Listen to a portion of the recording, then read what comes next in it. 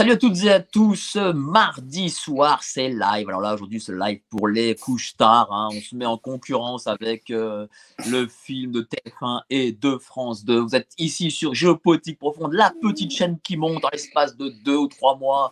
Déjà 38 000 abonnés, 2,5 millions de vues.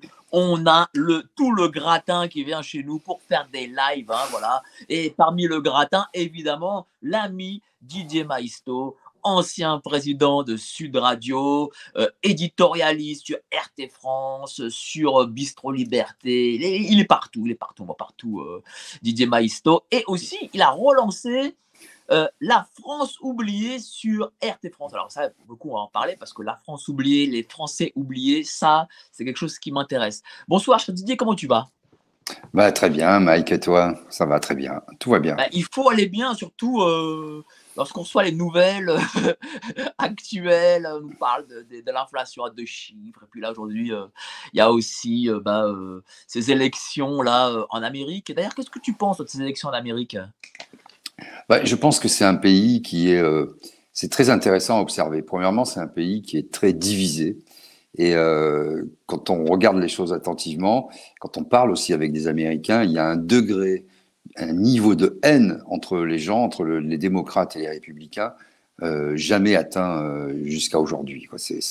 On parle souvent de la France, mais voilà, première démocratie du monde moderne, on va dire, qui elle aussi est en panne, parce que la représentativité, un peu comme en France d'ailleurs, ne joue plus son rôle, et les citoyens doutent de tout, y compris à peut-être ne pas reconnaître le résultat des urnes, parce que beaucoup disent il y a de la magouille, les machines à voter c'est n'importe quoi, etc., etc. Bon, ça c'est le premier point. Le deuxième, moi je regarde ça avec beaucoup d'attention, parce que rappelle-toi, j'avais été un des premiers à dire que il me semblait en tout cas que la santé mentale de Joe Biden n'était pas optimale, et que je me demandais depuis le début, et de façon beaucoup plus criante aujourd'hui, puisque tout le monde s'en aperçoit, qui gérait vraiment le pays, l'État profond, Obama, enfin, on ne sait pas bien.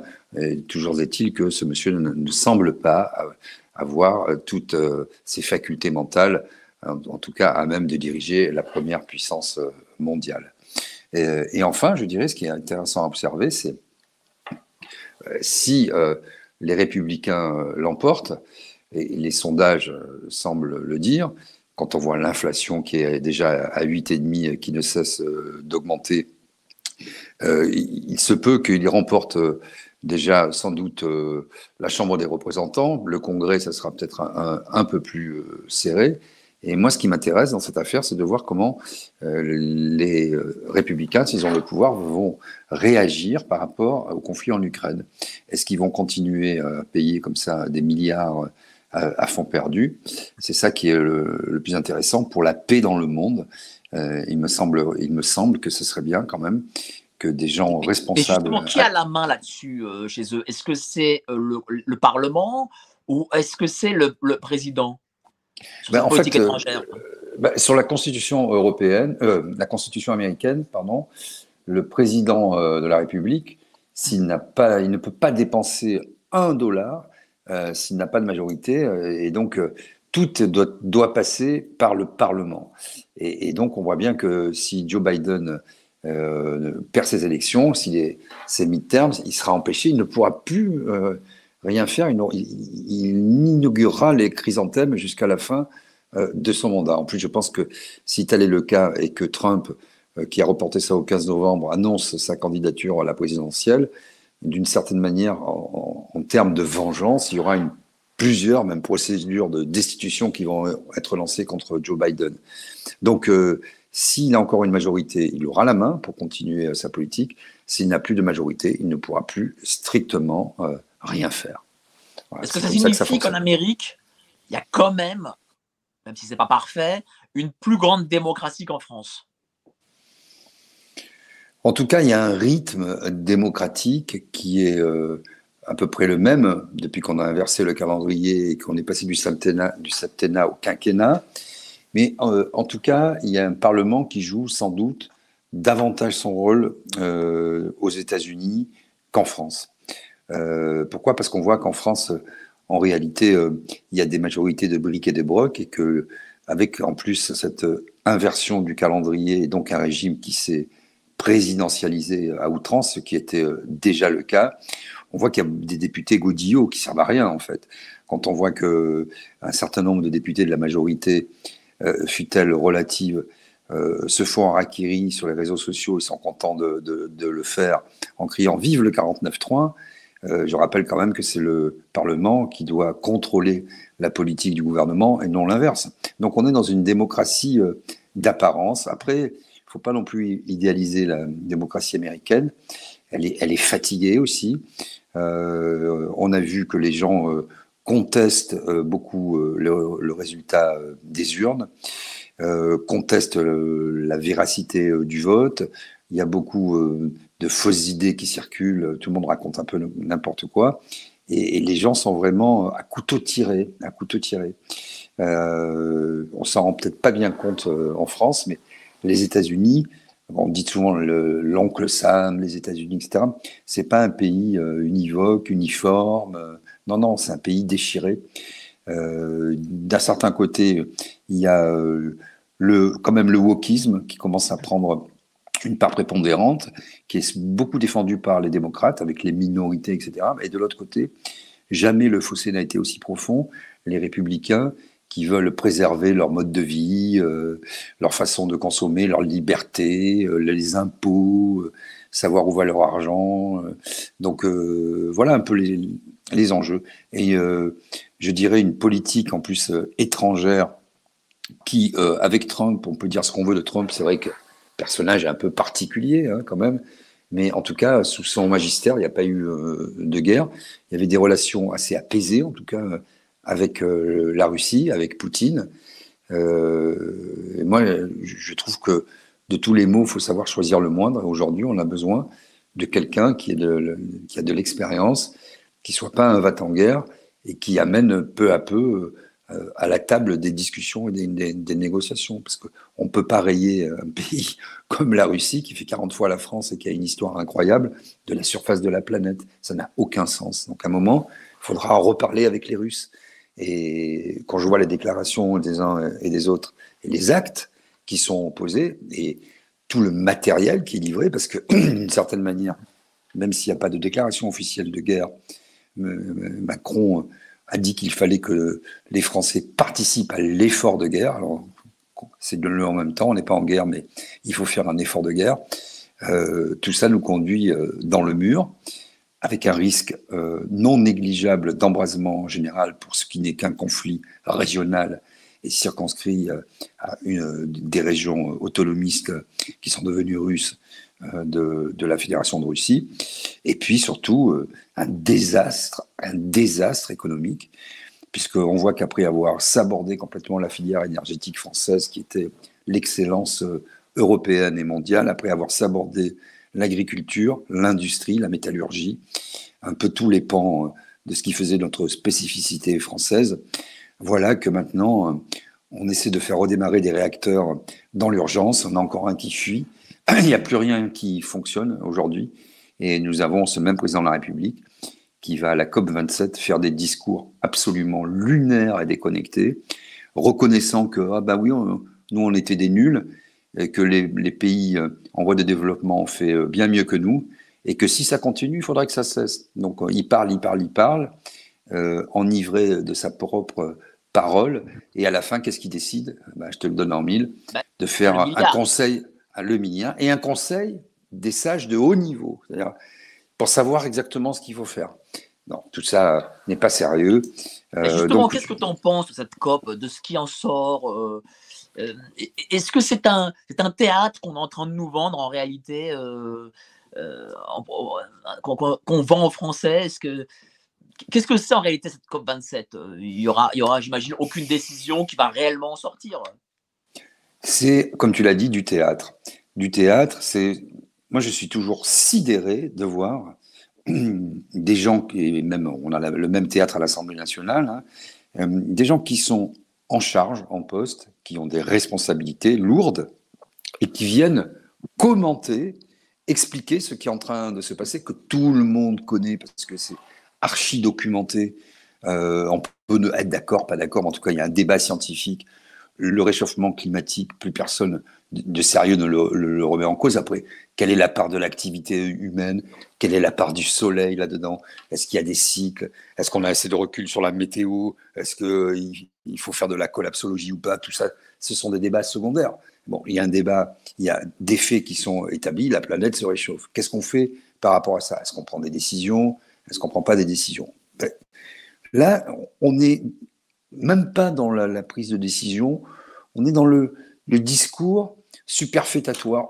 C'est des gens qui sont des gens qui commentent ce qu'ils devraient faire, en fait. Et donc, comme ils ne le font pas, ils commentent ce que font les autres et la situation. Et ils renvoient toujours à plus tard en disant on va faire un conseil.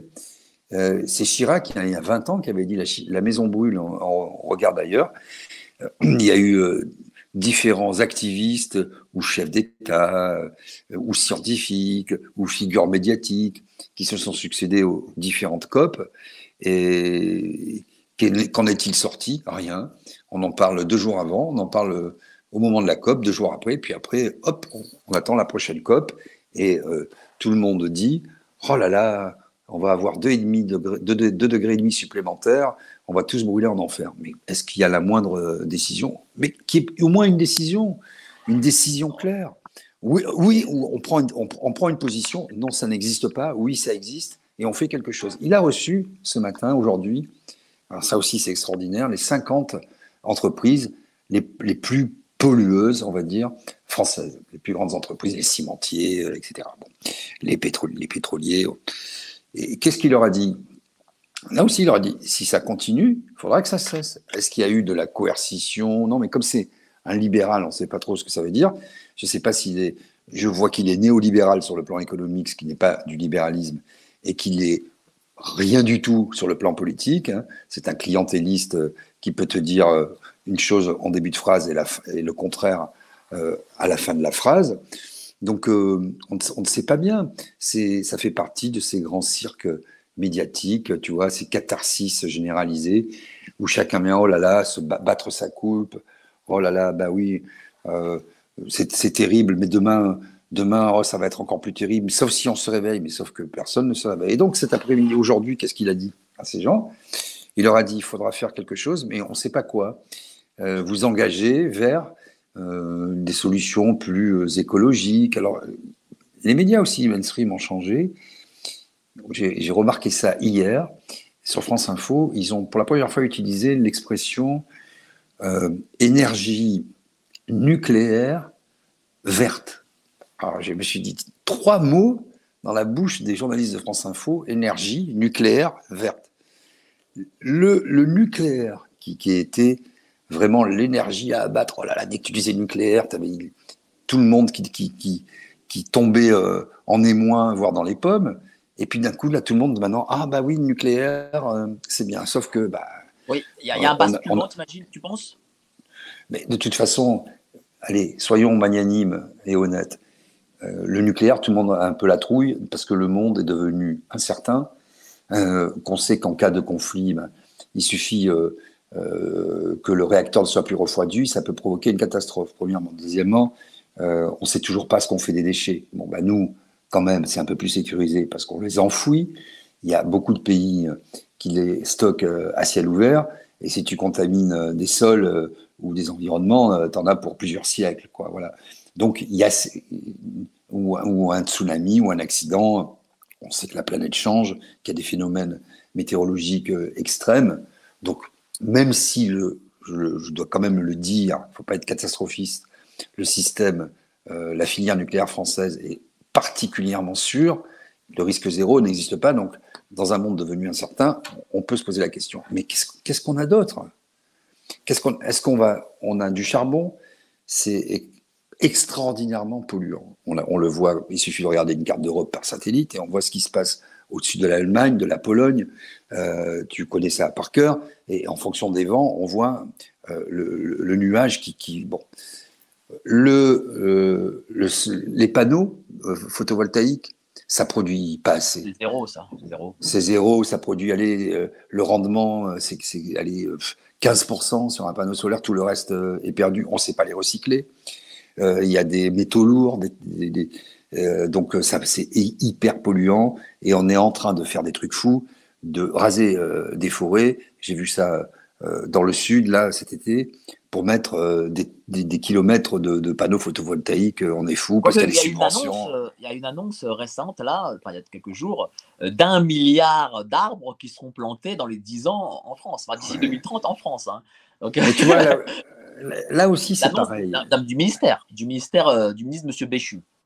D'abord, il faut. Ah bah, alors, allons-y sur le sujet. Ça, c'est aussi intéressant. Tu vois, c'est typique de la désinformation. D'abord, 1 milliard d'arbres sur le nombre d'années évoquées. C'est exactement ce qui se passe depuis des années et des années en France. Et donc, il n'y a rien de nouveau. C'est juste le fait d'objectiver ce chiffre. Deuxièmement, la forêt, c'est quelque chose de vivant. C'est tout un écosystème. Et il suffit pas de faire comme Ikea, dire ah, bah, chaque fois que on rase une forêt, on plante X arbres. Mais il faut pas planter n'importe comment. Ça demande beaucoup d'études, ça demande beaucoup de délicatesse, d'intelligence, d'ingénierie. Donc c'est pas on coupe des forêts et on replante 1 milliard d'arbres. Ça ne veut rien dire tout ça. C'est comme si je vais racler les fonds marins et je te dis, bah, je prends un exemple un peu stupide, je vais chez Carrefour, t'acheter des poissons, je les remets à la mer. C'est exactement la même histoire. Donc on est en train de faire joujou avec toutes ces questions-là, parce que, un, on ne décide rien. Deux, enfin, quand je dis nous, c'est surtout eux, ça les dépasse. Trois, ils voient bien que les citoyens sont un peu anxieux par rapport à tout ça, mais surtout, ça fait des sacrées diversions, parce que quand tu t'occupes du sort des pingouins en Patagonie, ou que tu parles de la pauvreté d'une façon tellement abstraite et générale, bah, ça permet de ne pas t'occuper des 9 millions de pauvres que tu as chez toi, du SDF que tu as au coin de ta rue, en bas de ton immeuble. Donc on est dans des discours intellectualisants, Tu sais, tu fais très abstraits. bien de parler de ça. Tu fais très bien de parler de ça. Parce qu'il m'arrivait quelque chose cet après-midi. Je prenais la ligne 9 et j'étais, bon, je ne sais plus à quelle station, je crois, Trocadéro, quelque chose comme ça.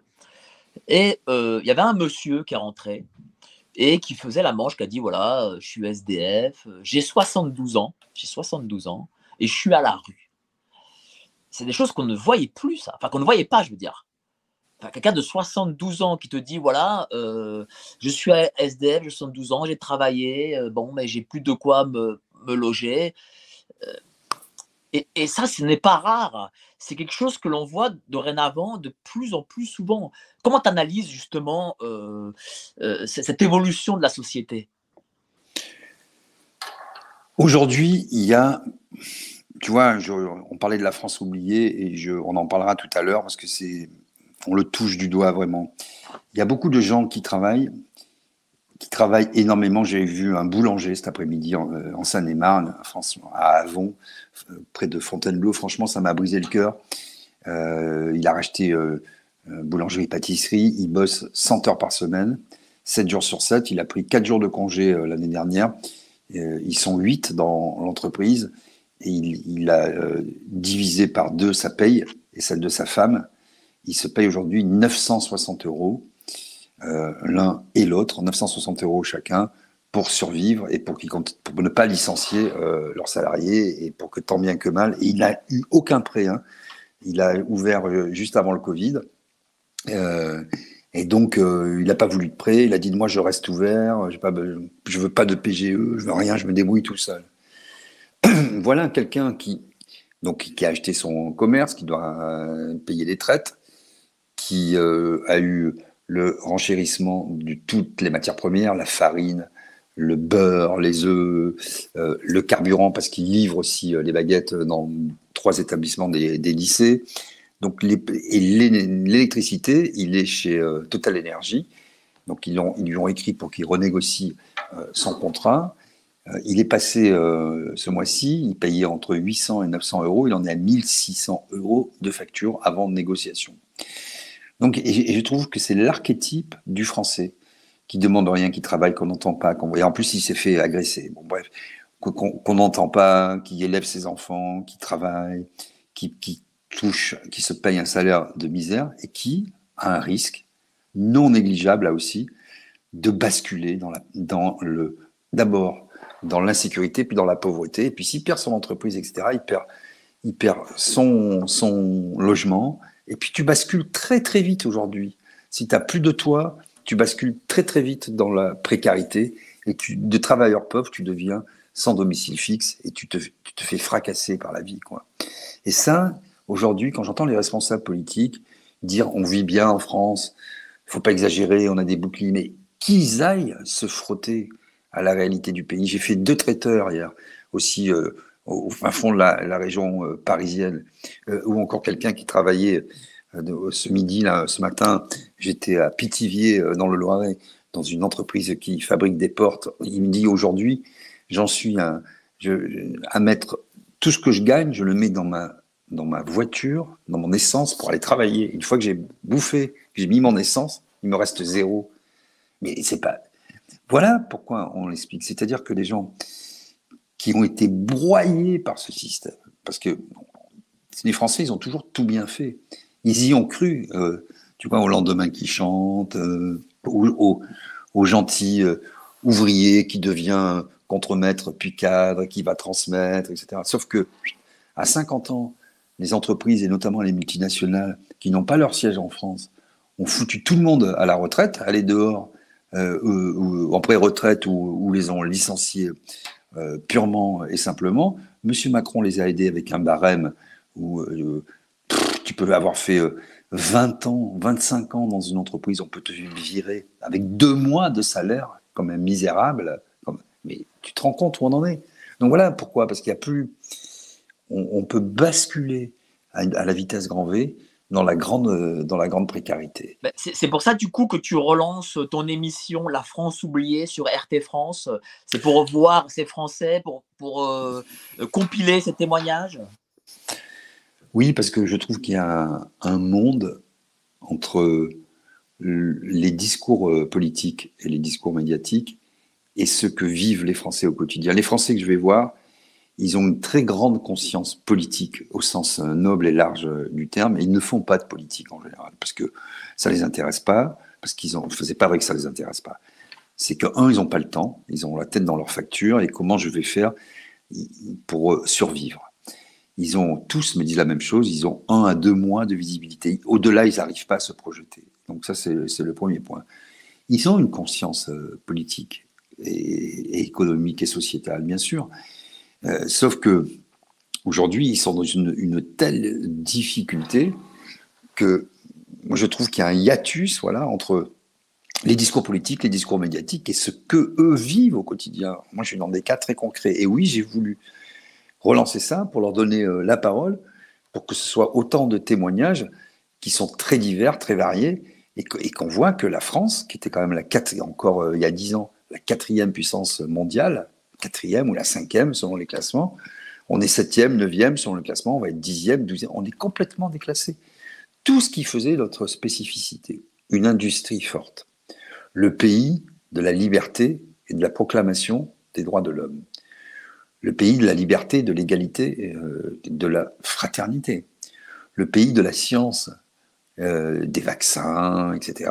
On regarde ce qu'on a fait même de la médecine, de cette pantomime qui est devenue la médecine. C'était aussi le pays de l'agriculture. On nourrissait l'Europe entière avec la PAC, qui est l'organisme le plus corrompu, appelons ça un organisme, la politique agricole commune, le plus corrompu de la planète, et je pèse mes mots, qui donne de l'argent, on ne sait pas qui, il suffit de bien remplir les papiers et surtout de ne pas travailler ni exploiter. Il y a tout un tas de mafias qui se partagent l'argent de la PAC, c'est connu, c'est archi-documenté. La France, qui était le pays de l'intelligence, qui a formé les plus grands ingénieurs, regarde la chute vertigineuse, la descente aux enfers qu'on est en train de vivre. Voilà, en très peu de temps, le déclassement. Donc tu vois des pauvres à chaque coin de rue, tu vois les villes qui se délabrent, un service public qui n'a plus de service public que le nom. Quoi, tu vois. Moi, j'ai beaucoup d'affaires en justice, mais quand ils pomment pas tes papiers, il faudrait 5 fois plus de magistrats, 10 fois plus de greffiers. C'est une catastrophe ambulante à la justice. C'est pas les magistrats qui sont mauvais, ils n'ont plus les moyens, ils sont dépassés. L'éducation nationale, mais c'est le cloaque absolu. On a recruté au dernier moment des personnels contractuels qui n'avaient jamais... Ils l'ont su 2 jours avant. Donc ils se retrouvent à faire 3 heures de transport le matin, 3 heures de transport le soir. Ils n'ont jamais donné un cours, ils se retrouvent dans des banlieues difficiles avec des... Mais comment on a pu en arriver là? 130 000 lits on a fermé en 30 ans. On a fermé 5 000 lits pendant le Covid.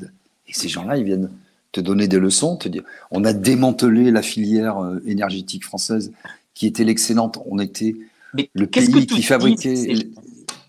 Ben, Qu'est-ce que, ils me voilà, disent... par exemple, tu es allé à Pithiviers, tu as vu ce boulanger aussi. Qu'est-ce que ces gens te disent? Euh, Ils te Ben, disent, moi, voilà, nous ne vivons plus depuis 4, nous ne vivons plus comme il y a 10 ans, 15 ans, 20 ans, nous allons basculer vers la pauvreté. Alors, je dirais qu'il y a 2 types de personnes. Il y a ceux qui arrivent encore à l'objectiver ou qui essaient d'y réfléchir. Et ce sont des gens dynamiques, hein. C'est pas des gens qui se plaignent, et, tu vois, qui sont... pour l'instant, j'ai pas vu de gens dépressifs, déprimés, en disant, oh là là, on va pas... Non, non, ils se battent encore. Ils se battent. Moi, c'est ça que j'admire. Vraiment, je me dis, waouh. Mais nécessité fait loi, parce que si tu veux, eux, ils perdent leur emploi, c'est fini. Enfin, ils perdent leur activité. Ils ont ni chômage, ni assurance. C'est la chute immédiate, quoi. Donc, il y a une première partie de personnes, je dirais, qui conceptualisent, qui réfléchissent. Et une autre qui a la tête dans le guidon, que je dois vraiment titiller, forcer pour essayer d'obtenir quelque chose de qu'est-ce qu'ils attendent, etc. En fait, je crois qu'ils attendent rien. Je crois qu'ils se projettent, comme je le disais, à très brève échéance, en espérant que ça passe. Là, la plupart me disent, bah, c'est les fêtes de Noël, on va voir avec l'activité, peut-être que ça va être un peu relancé, je vais faire mes galettes des rois, mes tartes, machin, etc. Ça va me faire un peu de trésorerie d'avance, et avec ça, peut-être que je vais tenir 2, 3 mois de plus. Voilà où ils en sont. Tu vois, avant, c'est vrai que le français a été râleur, le commerçant, l'artisan, en plus particulièrement, ils aiment bien se plaindre, on disait, tu vois. Mais aujourd'hui, ils en sont plus là. Ils en sont à, à ramer. Tu vois, il me parlait il s'est acheté une voiture neuve. Il m'a dit, bon, on s'est acheté une voiture neuve avec ma compagne, là, ce fameux boulanger. Mais là, c'est pas une grosse voiture, c'est une Fiat. Et je l'ai vu devant, c'est une Fiat 500. Tu vois. Il m'a dit, on le regrette parce qu'on ne peut plus la payer. On a la plus grande difficulté à la payer. Il a eu un four qui est tombé en panne, 4 500 €, parce que c'est des matériels professionnels, ça coûte super cher. Voilà la catastrophe.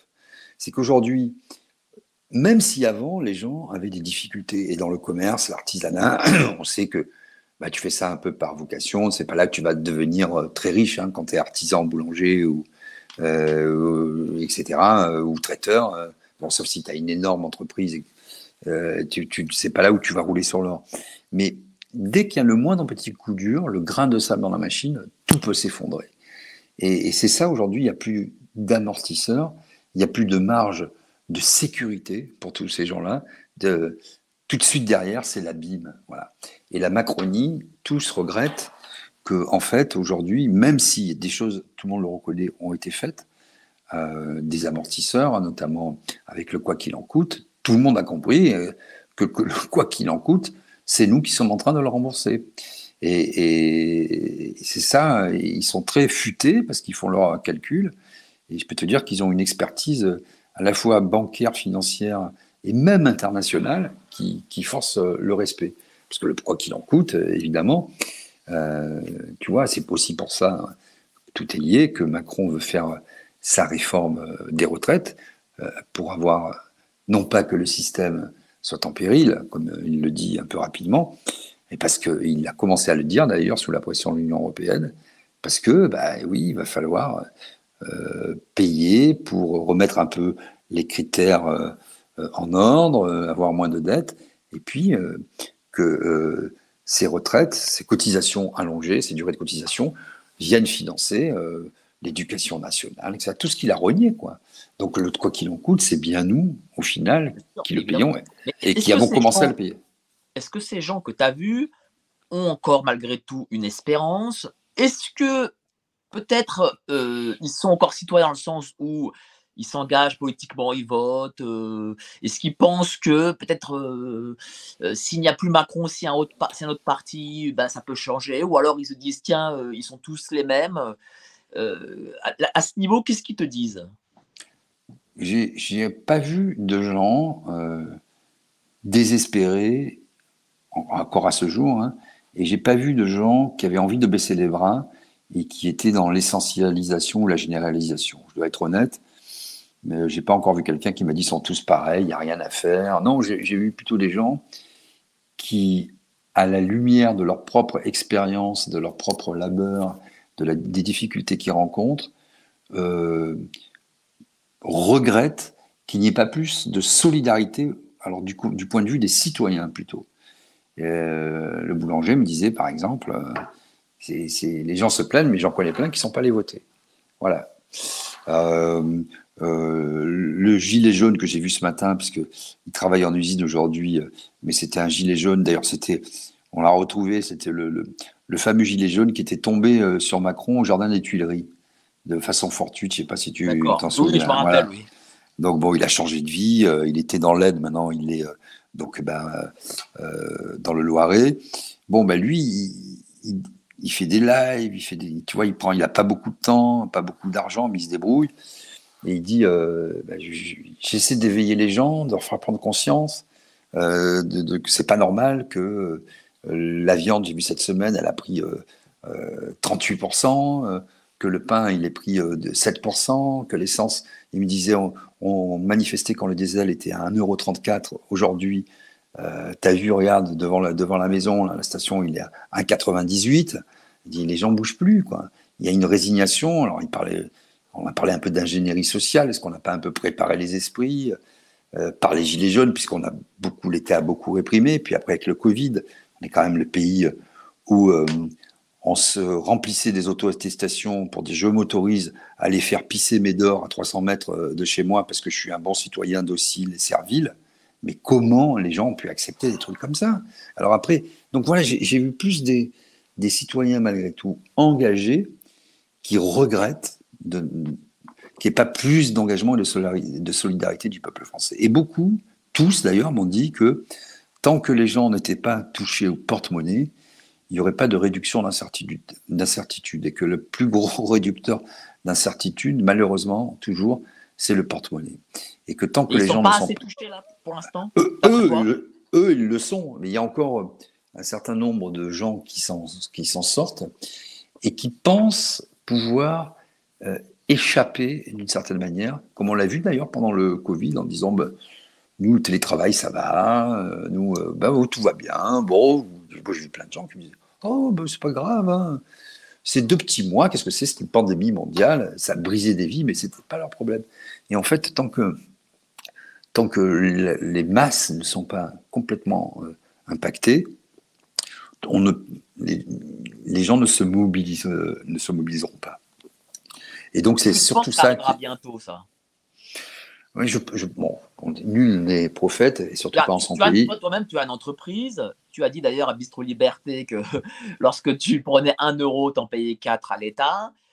Je veux dire, j'imagine que même au niveau des masses, ça ne peut pas continuer comme ça. Non, moi je pense que si, si tu veux, avec l'explosion du prix de l'énergie, on va voir, là on a d'une certaine manière une chance, c'est que le mois d'octobre a été très clément, y compris au nord de la Loire, et que les premiers jours de novembre le sont tout autant.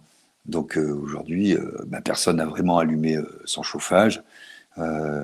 Chacun, quand il fait vraiment froid le matin, tu mets un peu d'appoint. Moi, j'ai pas de chauffage chez moi, donc pourtant je vis dans le Perche. Voilà, ça veut dire il fait doux, quoi. Donc la facture, on n'a pas encore payé comme les professionnels. Nous, on n'a pas eu les premiers effets de cette facture. On va voir si à la fin de l'hiver et en janvier, c'est-à-dire quand tu vas recevoir les factures mensuelles ou intermédiaires pour ceux qui sont trimestrialisés, et que tu vas voir que tu as un doublement, un triplement, voire un quadruplement de ta facture, et que le premier du mois, tu es déjà à découvert, là, ça risque d'être un peu différent. Ouais. Moi, je pense que c'est le seul, c'est combien de divisions, quoi, hein, pour sortir, et que ça veut dire combien de gens impactés.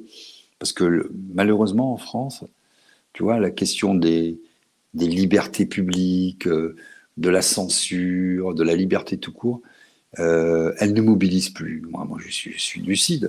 Tu peux parler d'Assange, tu peux parler de ce qu'ils sont en train de faire sur les assises du complotisme. Tu vois. Justement, j'allais justement te parler de ça. Bah, Qu'est-ce que tu as pensé justement de l'annonce de Madame Sonia Backès sur justement ces assises des dérives sectaires et du complotisme? tu Où sais, on est là? quand j'ai entendu le rapport, tu sais, il avait été différé, la diffusion de ce rapport de la Miviludes, qui est l'organisme interministériel chargé de la lutte contre les dérives sectaires que je connais bien, où était Georges Fenech, que je connais bien aussi, et qui fait un travail assez intéressant, année après année, qui rend des rapports pour étudier effectivement les phénomènes sectaires en France. Alors, quand tu lis le substrat de ce rapport, il y a des choses très justes. C'est-à-dire que pendant le Covid, tu as eu un peu des marchands de Covid, des gourous, notamment qui ont abusé des jeunes, qui te vendaient n'importe quoi, du respirianisme, par exemple, comme je disais. C'est-à-dire pendant 21 jours, tu dois te nourrir d'air et de lumière pour régénérer ton esprit, toutes ces conneries-là. Et après, les gens se font payer, font des formations, bon, etc. Ça, évidemment, quand tu es atteint dans ton intégrité, parce que bah, tu as perdu ton boulot, tu peux pas étudier, tu as moins de fric parce que tu es confiné, tu es déprimé, tu vis dans tes 12 mètres carrés à Paris, bon, voilà, tu es un peu plus malléable, un peu plus atteignable pour ces marchands de malheur, en fait. Et donc ça, moi, ça me choque pas. Je trouve ça même très bien qu'il y ait une espèce d'observatoire, de faire chaque année un état des lieux, et pour pouvoir justement corriger ces dérives et empêcher qu'elles se reproduisent et que plein de gens en soient victimes. Mais sauf que quand j'ai entendu le matin, c'est pour ça que j'ai fait ce petit live, j'ai entendu complotisme. Alors je me suis dit, mais je m'y attendais. Je m'y attendais, en fait, je savais pas quoi, mais je me dis, ils vont trouver un truc, parce que il y a eu cette affaire de Pfizer qui a quand même reconnu devant le Parlement européen que bah, il testait pas le vaccin en termes de transmission. Donc ça veut dire que tout ce que nous avaient raconté les pseudo-médecins de plateau télé, les fact-checkers, alors ensuite tout était faux, bidon, pipeau, ne reposait sur rien. C'est des postulats à partir de documents marketing de laboratoires pharmaceutiques. Ça, c'était le premier point. Le fait ensuite que Elon Musk rachète Twitter, tu as vu comme la planète France et Europe s'est mise tout de suite en émoi, au garde à vous et à l'unisson, en disant l'oiseau bleu est libre. Ah, mais attention, non, non, vous avez prononcé Monsieur Musk. Moi, je suis pas un fan, je n'idéalise pas Musk, hein, attention, hein. On verra bien ce qu'il fera. Mais quand tu as un type qui met en avant la liberté d'expression, il y a tellement peu. Il faut l'encourager. Faut Il faut pas. l'encourager, quoi. Voilà. On a Donc là, l'impression que les élites ont peur de la liberté d'expression des gens. mais bien sûr, parce qu'aujourd'hui, avec les réseaux sociaux, il y a une traçabilité de tout ce que tu fais, tout ce que tu dis. Ça ne meurt pas comme avant. Avant, il n'y avait pas de chaîne d'infos. Alors, ça produit le pire, hein, les chaînes d'infos. Mais ça participe aussi, les réseaux sociaux, il y a aussi le pire, mais il y a aussi du très bon sur les réseaux sociaux. C'est-à-dire avant, quand tu n'avais pas accès, tu n'avais pas d'iPhone, tu ne pouvais pas faire de live, etc., bah, il y avait un tout petit groupe de gens informés, et bien avant encore, il y avait les moines scribes, et bien avant encore, il y avait des gens qui gravaient les textes sur de la pierre. Donc tu vois, c'était toujours moins de gens. Aujourd'hui, c'est toujours plus de monde. Et donc, cette formation, elle se propage. Et Internet a de la mémoire. Tu vois, par exemple, quand Disclose fait son enquête qui diffuse aujourd'hui sur Agnès Pannier-Runacher, on ressort à la fois la HAVTP, c'est différentes déclarations à la Haute Autorité pour la transparence de la vie publique qui avait été mise en place par Hollande, elle ne l'a pas fait. On se rend compte que bah, elle a un père qui est riche, qui a des intérêts mêlés avec le numéro 2 de la production de pétrole en Pétrole. France, qui veut échapper à l'impôt, qui met son fric dans un paradis fiscal, Et qu'elle a signé pour ses enfants. et qu'elle signe pour ses enfants, qui sont actionnaires pour 10 euros chacun, et qui se retrouvent en réalité millionnaires. Donc elle a un père qui est dans le pétrole, des enfants qui sont héritiers de son père qui est dans le pétrole. Elle est elle-même ministre de la transition énergétique, et elle promet de sortir du pétrole et des énergies fossiles. Et quand elle se fait choper, si j'ose dire, elle dit, mais c'est pas moi, c'est mes enfants. C'est pas moi, c'est mon père. Adressez-vous à mon père. Je n'ai aucun conflit d'intérêt. Je suis pas au courant. Mais de qui se moque-t-on? Donc voilà, ce qui a changé. Ce qui a changé, c'est cette traçabilité. Rien ne disparaît. Hein. Tout se transforme, comme disait Lavoisier. Rien ne se crée, rien ne se perd. Tout se transforme. Et donc aujourd'hui, pourquoi il y a cette crise démocratique, et puis une crise parce que c'est chronique, parce que les hommes et les femmes politiques qui font des discours, ces discours-là ne tiennent pas la rampe du réel.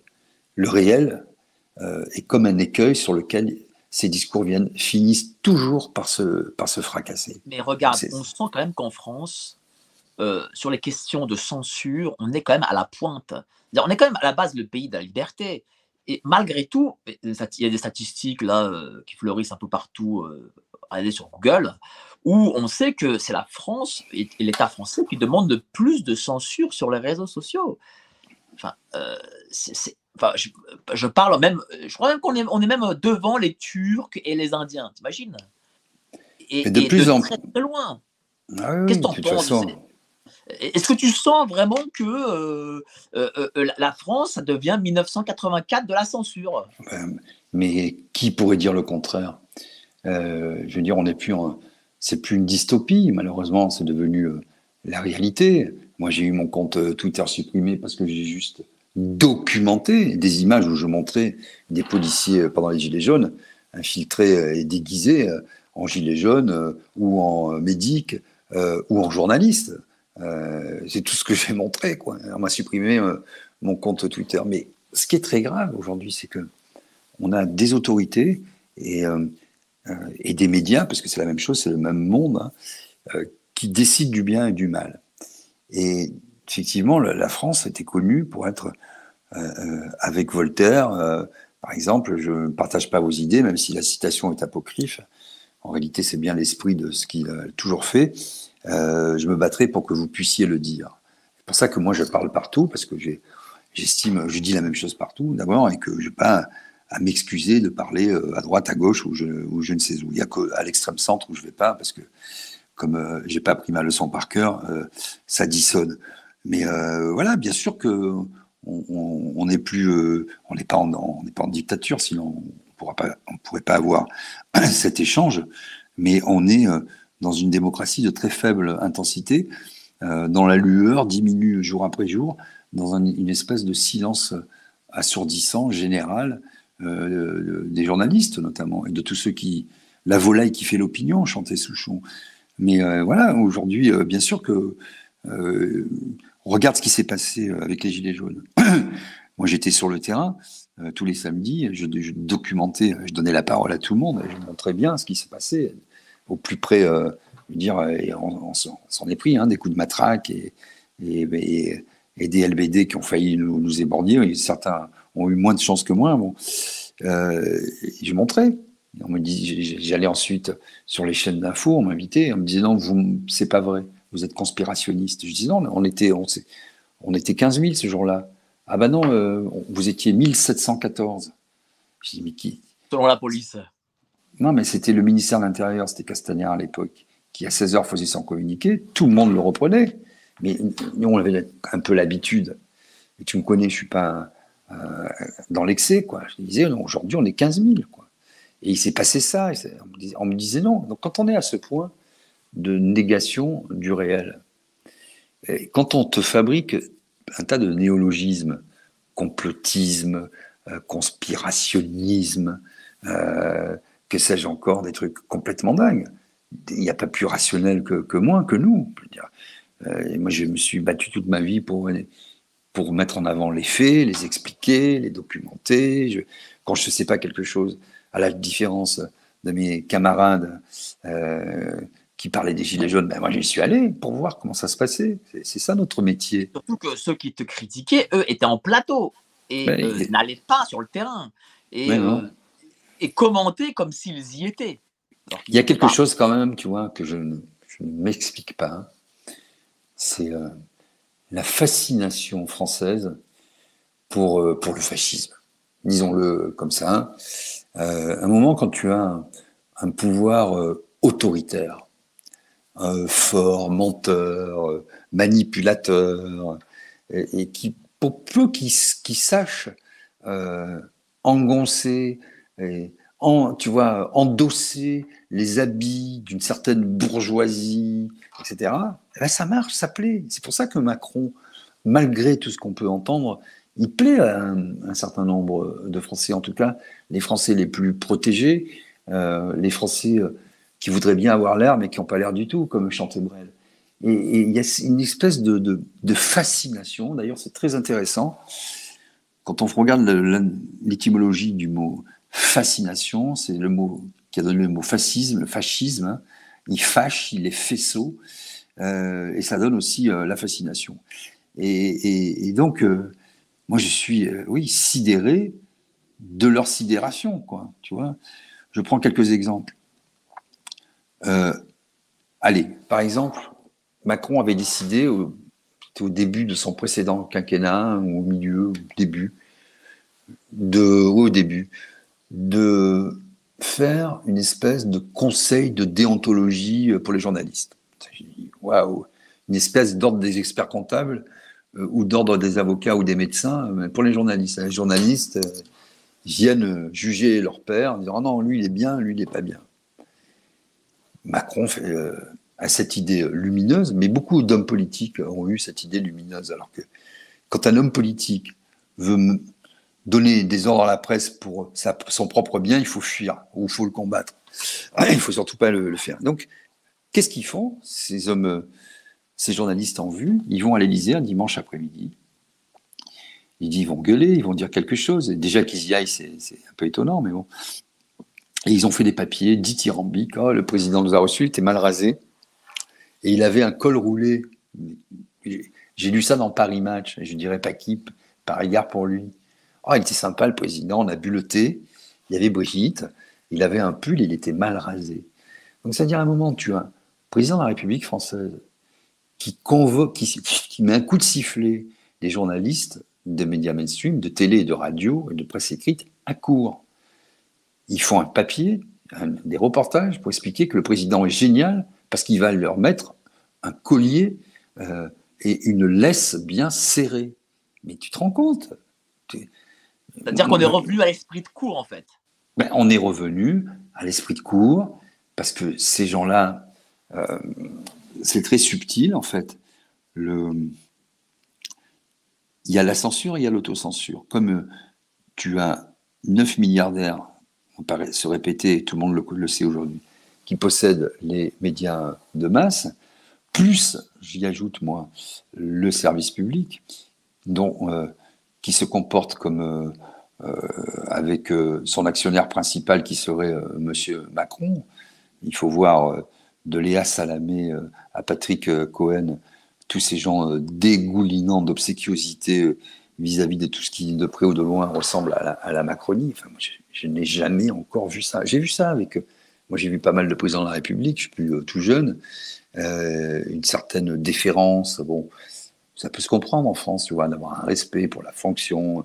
Tu vas pas lui dire, Emmanuel, déconne pas, quoi, tu vois, bon, qui est du respect, très bien, mais le respect n'empêche pas la pugnacité, et je dis pas l'objectivité parce que j'y crois pas, mais poser un peu les questions que les Français se posent, à tout le moins. Ouais. Tu n'as pas droit à ça. Et donc là, oui, il y a une espèce de alors, je disais c'est subtil, pourquoi? Parce que les actionnaires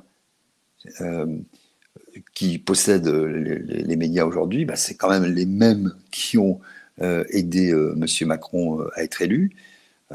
qui l'ont financé. Ça a été très bien documenté, hein, ça aussi. Et donc, les journalistes qui restent dans ces médias-là sont à l'image de leurs actionnaires. Parce qu'un actionnaire, et moi j'ai été patron hein, Ah oui, de médias patron, nationaux, voilà. Un t'es patron actionnaire, de Sud ça. Radio, tu avais comme actionnaire la fiduciale. Comment ça se passait? Est-ce qu'ils te laissaient les mains libres? Bah après, si tu veux, oui. C'est-à-dire, on te laisse les mains libres si toi, tu es capable de d'assumer ta fonction et de faire ton métier. Mais c'est pas simple, parce que tu es pris toujours entre les deux parties de l'étau, si tu veux, tu vois, les deux mâchoires, quoi. D'un côté, tu es pris entre ta rédaction, j'y ajoute bien sûr le public, que tu dois informer, et la rédaction que tu dois protéger et défendre, et l'actionnaire qui veut toujours peser dans les débats. Mais si tu n'es pas capable de résister, tu fais autre chose. Tu vas couper, tu fais comme Benalla, tu exportes des coffres-forts, ou par tes talents exceptionnels, tu creuses et tu découvres le tunnel du Mont Blanc à 50 000 euros par mois. Ou si tu as vraiment des très très très grands talents de médecine, tu finis avec rang d'ambassadeur à l'OMS parce que tu es capable, avec un seul regard, d'arrêter un tsunami. Qu'est-ce que tu veux que je te dise? Par l'ironie, Mais c'est terrible. Mais est-ce voilà, que quoi, tu as bien eu, sûr. quand tu as été patron de Sud Radio, alors je ne parle pas de l'actionnaire, mais peut-être des pressions politiques, ou peut-être aussi des journalistes, comme tu l'as dit, qui pouvaient s'auto-censurer? Des pressions politiques, les gens me connaissent, ils n'ont pas osé. Non, jamais j'en ai eu. Une seule, si je veux être honnête, jamais eu de pression politique. Ils auraient été bien servis, et je pense que tous les hommes politiques, je les connais depuis longtemps, ils me connaissent, le savent. C'est pas la peine d'essayer de me forcer là-dessus. J'ai rencontré beaucoup de lâcheté, oui. Beaucoup. J'ai été très déçu, moi, par les journalistes. C'est quand même pas grand-chose, un journaliste français, quoi. C'est la honte absolue. Quand je vois que Assange a été élu homme de l'année par Le Monde, si je me souviens bien, c'était en 2010, toute la presse française a fait ses choux gras sur Assange. Qu'est-ce qu'il est génial! Ils ont pris toutes ces infos, ils ont fait du papier, du papier. Il a eu des problèmes, Assange, tu les entends aujourd'hui? Ils sont où pour défendre la liberté d'expression? Ils sont où pour s'élever contre ces assises du complotisme? Ça veut dire qu'on va rentrer dans la tête des gens. Non, mais c'est hyper grave.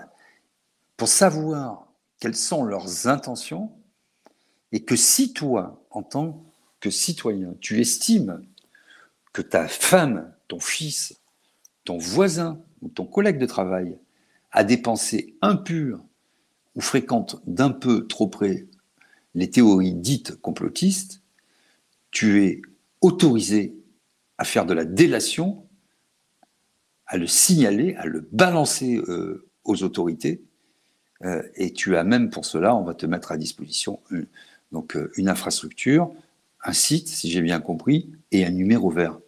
Allô? Je voudrais vous dire que Monsieur Durand, hein, non seulement il regarde des sites porno après 22 heures, mais vous croyez, il croit aux chemtrails. Eh ben, moi, je vais vous dire, il faut qu'il finisse à la santé, ce monsieur, en prison. Non, mais je n'exagère pas, c'est comme ça que ça va. Mais comment, dans le pays des Lumières, on est arrivé à ce crétinisme? Alors, je vais te le dire, moi, comment on est arrivé. Vas-y.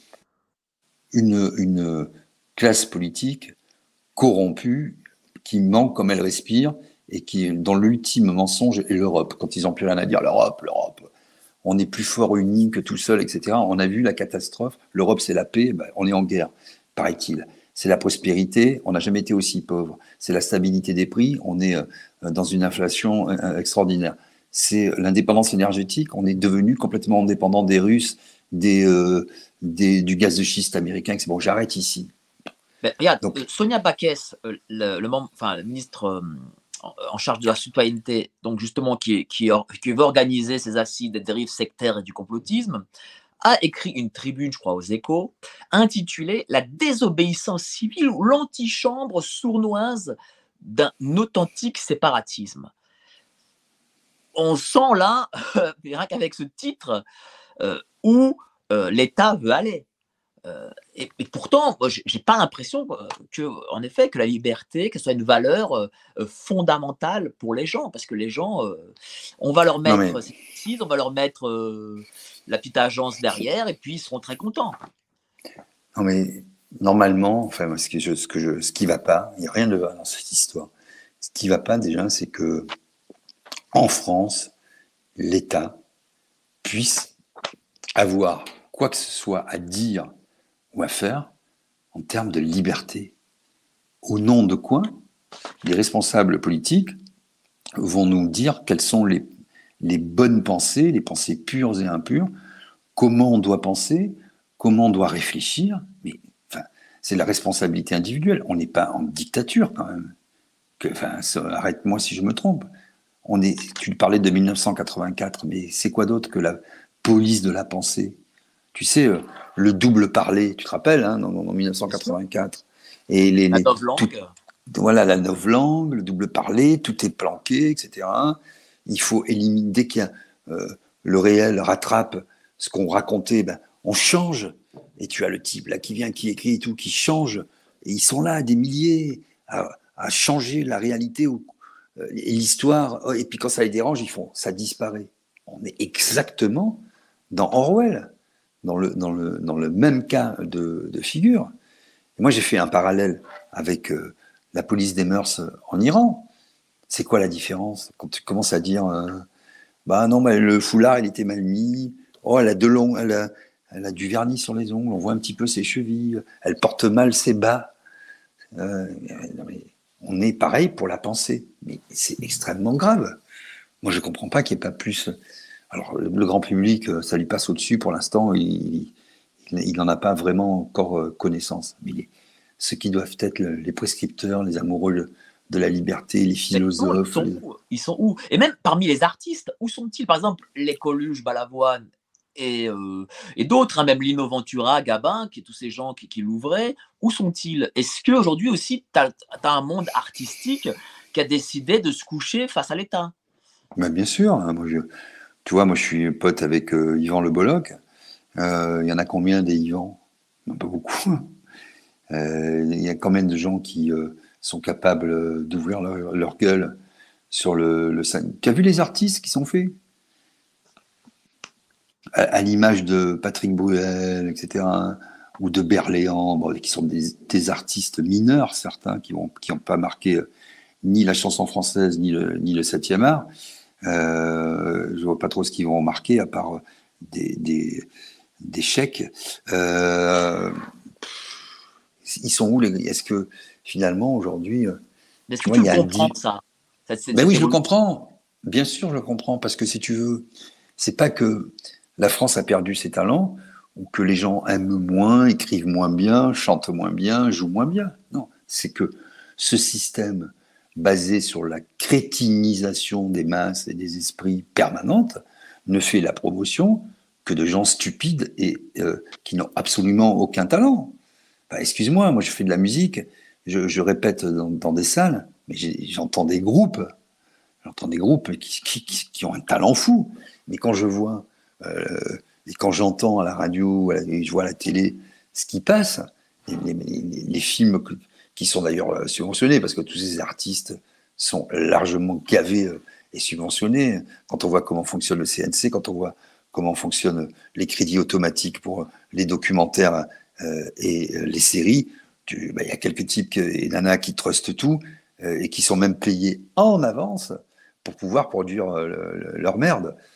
Et moi, je te fais le feuilleton français, la Corse, qui est aujourd'hui magistrate, qui revient sur la terre de son enfance et qui voit que le fils du cousin, du père de son neveu, du frère de son père, a tué son demi-frère et qu'elle est issue d'un mariage, d'une union adultérine entre son père et sa demi-sœur, et qui vient venger tout le monde. Vengeance, vendetta. C'est ça le cinéma français, les séries françaises. Voilà. Quant aux chanteurs, bah, tu vois l'ignominie crasse de gens comme Patrick Bruel, qui a le bras, c'est dramatique, quoi. C'est dramatique. Et donc, tous ces gens-là, qui sont promus par les médias mainstream, parce qu'il y a toute une industrie derrière sponsorisée, parce que là aussi, les productions, les producteurs, c'est un tout petit monde que je connais assez bien. Voilà, ils se connaissent tous les uns les autres, ils ont les combines, et donc ils font la promotion de types qui partagent leur âpreté au gain, et les vrais artistes, tu les vois pas. Donc, quand tu as des artistes de ce peu de talent, tu as la conscience qui va avec, quoi. La taille de la conscience, elle est proportionnelle à l'importance du talent, Mais quoi. c'est Donc, intéressant ce que tu dis, parce que est-ce que c'est la promotion justement de l'idiocratie pour que le pouvoir tienne le peuple et pour qu'il n'y ait pas de remous, ou peut-être d'insurrection à terme? c'est le propre des régimes autoritaires.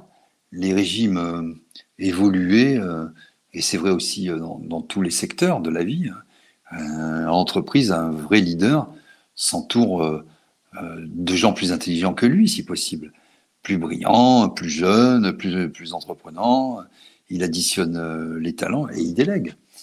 Dans une entreprise qui va mal, et a fortiori dans un pays qui a besoin de canaliser les mouvements de foule, les contestations possibles au potentiel, plus tu crétinises les gens, plus tu les abrutis, moins tu as de risques. C'est pour ça que tu as des ministres aussi médiocres et des députés aussi passables. Tu as plus de talent. Et d'ailleurs, la politique n'attire plus véritablement les talents.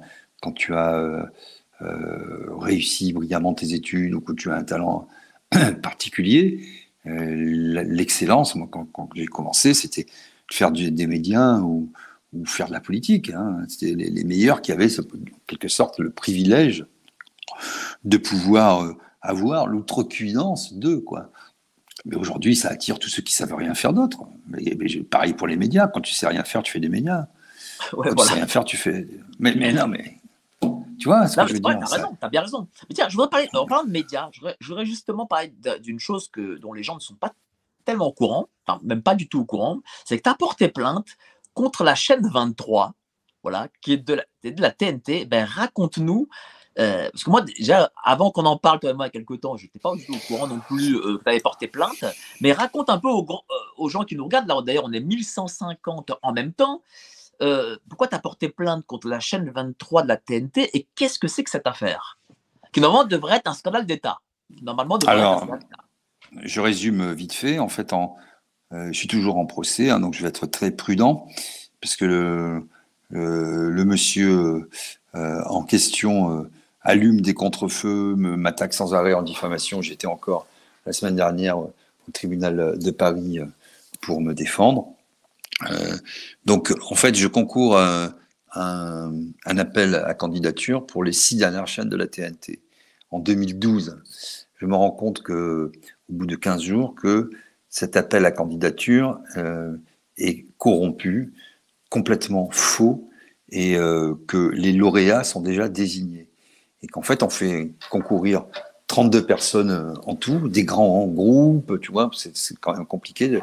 Donc, on avait tout imaginé. L'idée, c'était de faire une chaîne documentaire et débat, un peu comme les dossiers de l'écran, quoi, tu vois, mais avec beaucoup plus de documentaires, et que le soir, en prime time, à 21h, il y a un documentaire suivi d'un débat sur les Gilets jaunes, sur la santé en France, mais des documentaires de création faits en France par des journalistes indépendants, tu vois, talentueux. Bon, c'était génial comme idée qui correspondait vraiment à un besoin, une attente, un credo.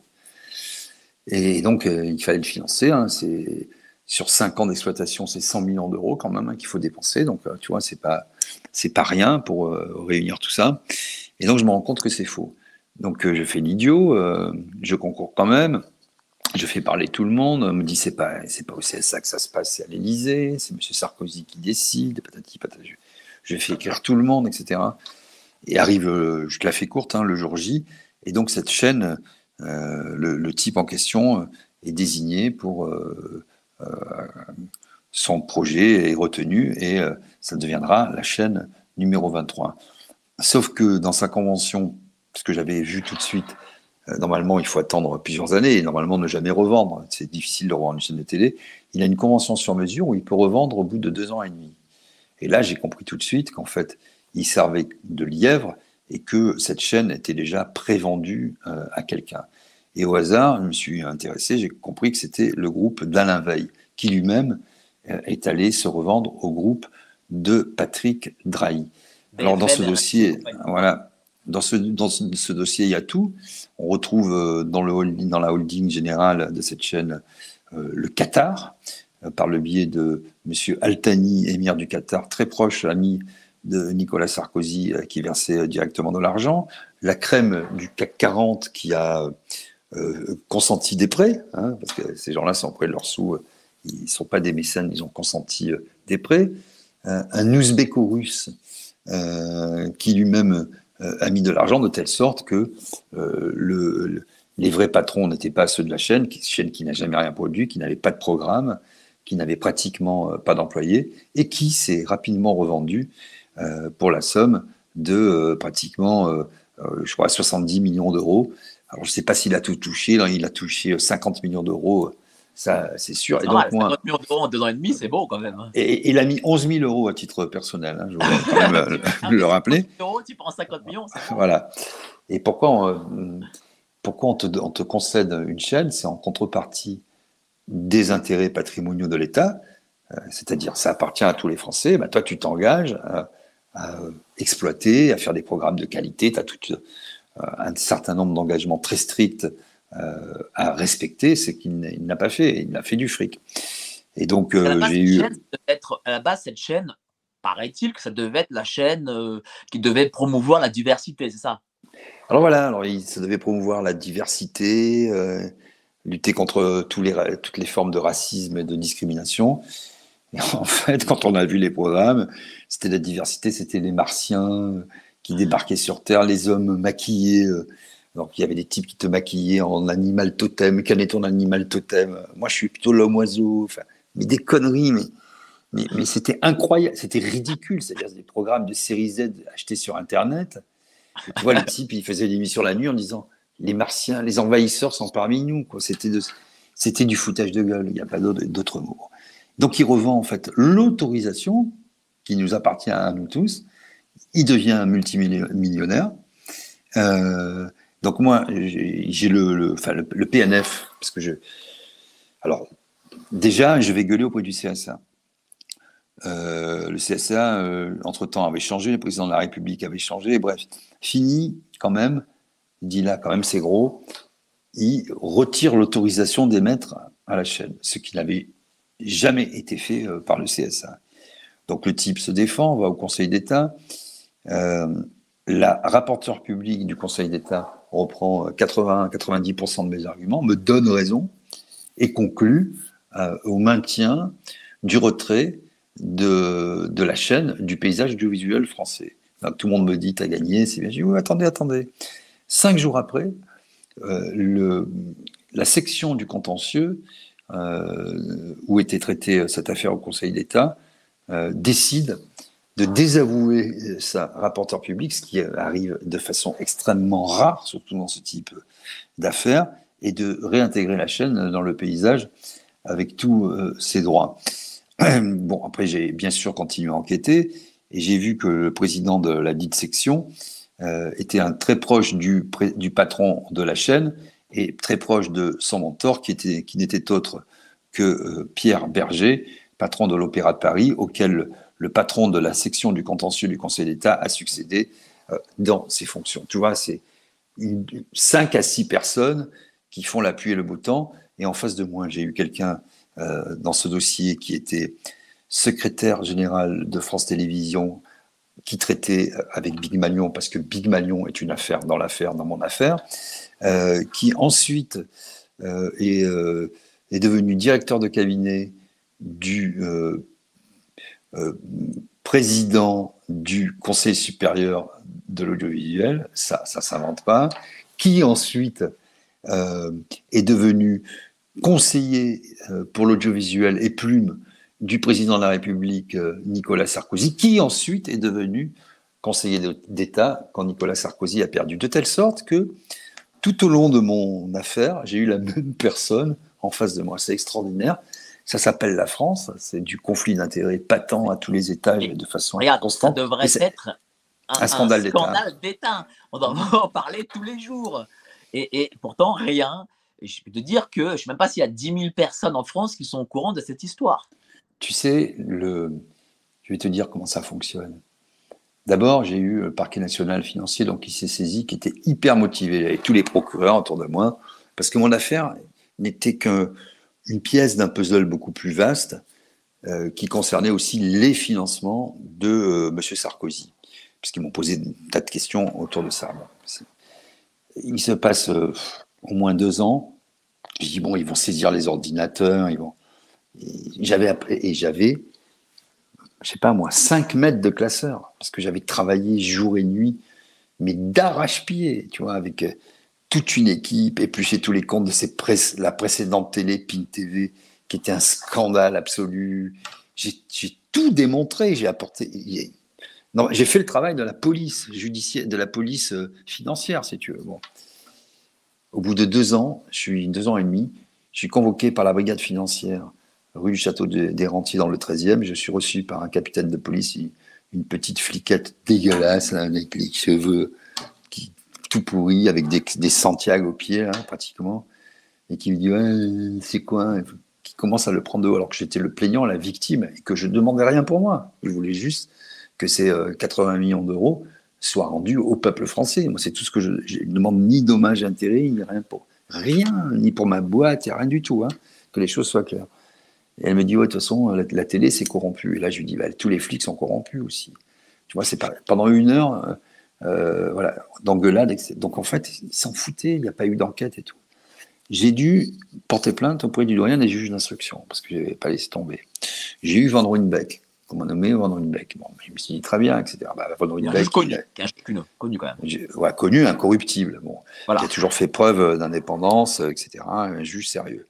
Ben, il partait à la retraite, donc ils me l'ont mis dans 1 an et demi avant la retraite.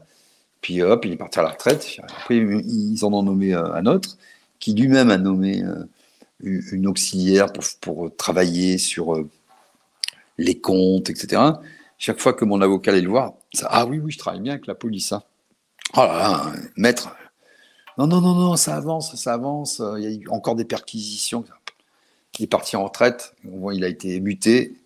Le mois dernier, il y a 2 mois, plus de nouvelles. Et il y en a un troisième qui est nommé, c'est le juge Tournaire, qui est lui aussi incorruptible et qui s'est beaucoup battu contre la Sarkozy en général. Donc moi, je suis un homme combatif, pugnace. Je fonde encore un peu d'espoir pour que cette histoire aille au bout. Mais il y a beaucoup d'intérêt en jeu parce que tu as tout le monde médiatique, politique, qui est mêlé dans cette affaire. Bon, je veux pas tout dire parce qu'il y a aussi le secret de l'instruction et c'est assez délicat comme sujet, mais il y a beaucoup d'argent, beaucoup de retours sur investissement et beaucoup de magouilles, quoi. Ben déjà, sur tout ce que tu as dit, on peut comprendre aujourd'hui pourquoi les médias dans ce pays sont dans cet état. Parce que visiblement... Tu te rends compte, ça fait 10 ans pile que je me bats. 10 ans que je dévoilais ce scandale. J'ai écrit 3 bouquins, 200 articles, une commission d'enquête à l'Assemblée nationale a enquêté. Elle a, à une voix près, voté le rapport qui a été publié, que j'ai moi-même publié, parce que personne ne voulait en parler, je n'ai jamais lu un rapport parlementaire fait par des députés autant au vitriol. J'ai parlé des procédures, des procès en diffamation, le Conseil d'État, le parquet national financier, 3 juges d'instruction, tout le monde est au courant, tout le monde sait. J'ai apporté, comme je te le dis, toutes les preuves, les démonstrations, elles sont limpides. Un pacte de corruption où on voyait que ce fameux ouzbéko-russe, c'était lui le vrai patron de la chaîne. Il ne pouvait pas, cette chaîne ne pouvait pas embaucher une femme de ménage ou une secrétaire ou une hôtesse sans avoir l'accord de ce type. Tu vois, donc bon, je ne vais pas rentrer dans les débats juridiques, mais c'était une chaîne fantoche. Et tout ça, je l'ai démontré. On m'a dit le pacte n'existe pas. Boum, je l'ai publié. Tu vois. Et quand on lui demandait le pacte, parce que j'ai demandé au CSA, je dis demandez-lui le pacte. Il répondait, le type, ah non mais il n'y a pas de pacte.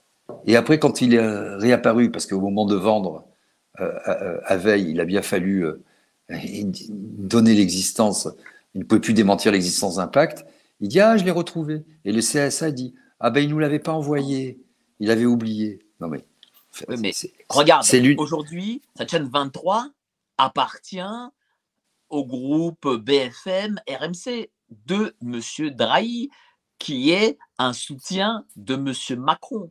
Donc forcément, ils vont tout faire pour enterrer l'affaire, enfin, d'après moi. Mais oui, mais toutes les chaînes, si tu veux, parce qu'il était assez malin le type, si tu veux, il faisait ça au nom de la diversité, mais aussi, comme je disais, des luttes contre les discriminations, notamment sexuelles. Parce que lui, il est homo, moi je m'en fous, tu vois, je veux dire, chacun fait ce qu'il veut, j'ai aucun problème avec ça, enfin, tout le monde me connaît de ce point de vue, je suis complètement libéral, c'est pas mon problème, moi, du moment qu'il y a consentement, et puis même ça me saoule tellement que chacun parle de ses histoires de fesses, chacun fait ce qu'il veut du moment qu'il y a consentement, quoi, je veux dire, on choisit pas sa sexualité, alors bien sûr que si on parle des enfants, etc., là, je suis pas d'accord, et je peux m'énerver, vraiment, me fâcher tout rouge, quoi. Et bon, voilà, à part ça, je m'en fous. Donc, dès qu'on disait quelque chose, ils disaient ah, vous êtes homophobe, monsieur Maïsto. Tu vois. Donc, le système est assez fort pour créer à la fois son poison et son antidote. Et si tu n'as pas l'antidote, on te dira toujours ah, c'est toi l'empoisonneur. Monsieur Mike, c'est vous l'empoisonneur de la ligne 9. Je vous ai vu à Trocadéro. Et après, avec ça, tu fabriques une fable, tu rajoutes des suffixes en isme, et ça donne du maïkisme, qui est une maladie profonde ouais, et dégénérescente, tu vois. C'est comme ça que ça marche. Mais tu vois, je le dis un peu avec un peu d'ironie, mais c'est pas autre chose que ça. C'est la Macronie, comme une mandragore, tu vois, elle se nourrit, elle pousse sur un terreau en décomposition, quoi. Elle se nourrit de la faiblesse, de la lâcheté de la nature humaine, de la lâcheté des hommes. Et peut-être que Macron a été le premier, avec ce ni droite ni gauche, cet extrême centre, etc., à l'objectiver complètement, à en faire un parti politique et à théoriser et organiser le en même temps, en disant t'es ça, tu peux être ce que tu veux. Tu peux être blanc au début de ta phrase, gris au milieu, noir à la fin. C'est bon, je prends. Et donc, c'est pour ça que des partis en déshérence, comme le Parti socialiste, qui n'avait plus de boussole, qui ne savait plus où il habitait, là, cette social-démocratie complètement dégénérée qui nous mène depuis 30 ans à la catastrophe, mais pas simplement en France, partout dans le monde. On le vit aujourd'hui d'ailleurs à la même échelle et avec les mêmes symptômes avec les républicains, hein, qui sont pas plus de droite que les socialistes. Hein. Aujourd'hui, républicains et socialistes sont des macronistes non assumés, c'est tout. Et ils ne sont pas encore assez traîtres pour avoir franchi le Rubicon. La Macronie, c'est quoi? Ce sont des traîtres dits de droite et des traîtres dits de gauche. Les centristes, je ne les compte pas, puisque c'est ontologique. Ce sont des traîtres de naissance. C'est l'atavisme. Donc, tu peux rien. Si tu es centriste, c'était un traître. Mais les traîtres de gauche et les traîtres de droite, ceux qui ont vraiment trahi, ils sont devenus ministres tout de suite. Mais est-ce que c'est ça, justement, l'avenir de la politique en France? D'ailleurs, sur ce centrisme, Giscard disait que ça touchait, qu'il voulait toucher 2 Français sur 3, qu'il fallait que 2 Français sur 3 soient d'accord avec lui. Est-ce que, justement, Macron a réussi ce que Giscard, à l'époque, avait théorisé? Giscard, il avait dit 2 Français sur 3. Et il a perdu, tu sais pourquoi? Parce que quand il a été élu avec 51% des voix, il est parti de cette idée folle. Il a dit, je vais faire la politique pour les 49 qui n'ont pas voté pour moi, les 49%. Donc il a perdu les 51 et les 49. Bon. Macron, c'est un peu différent dans la mesure où il est sans doute moins intelligent, pas dans de très grandes proportions, parce qu'il est pas sot, non plus Macron, mais il manque une petite finesse qu'avait Giscard. Et surtout, je dirais, ce qui change avec lui, c'est que il est beaucoup plus désinhibé. C'était quelqu'un, ce qui me fascine, c'est qu'il n'a pas de surmoi, Macron. Tu vois, en psychanalyse, voilà, le bien, le mal, tout ça, il s'en fout du moment qu'il te dit ce que tu veux entendre. Je pense qu'il ne faut pas être grand clerc, ni grand psychologue ou psychiatre pour affirmer, surtout quand on en a connu de près, c'est un pervers narcissique. Hein. C'est l'archétype, au moins avec les pervers narcissiques, c'est pas compliqué. Hein. Tu as 10 points, ils sont tous pareils. Voilà. Tu peux pas être un peu pervers narcissique ou complètement. Tu l'es, c'est tout. Et tu réagis toujours de la même manière. Donc voilà. Et comme, si tu veux, il y a tout un système qui rêvait Finalement, c'est le type qui a objectivé tes petites saloperies, quoi, tu vois. C'est le type qui a désinhibé les socialistes, qui sont des gens qui veulent bien avoir le cœur à gauche, mais le portefeuille à droite, et qui ont toujours rêvé d'être. Les socialistes, c'est quoi? C'est des petits bourgeois ou des moyens bourgeois qui ont pas trop mal réussi, qui osent pas vraiment être de droite parce qu'ils ont écouté Jean Ferrat et Léo Ferré, mais quand même, quand ils sont passés du scénic à l'espace, quand même vachement mieux, quoi. Hein, c'est ça, un socialiste. C'est rien d'autre. Et un républicain, c'est la même chose. Donc, ce sont des gens qui sont sous Macron, s'y retrouvent complètement parce qu'il les a décomplexés, désinhibés en disant mais t'as le droit d'être un peu de gauche, t'as le droit d'être un peu de droite. Tout ça, c'est pas grave parce que t'es intelligent, t'es pas sectaire.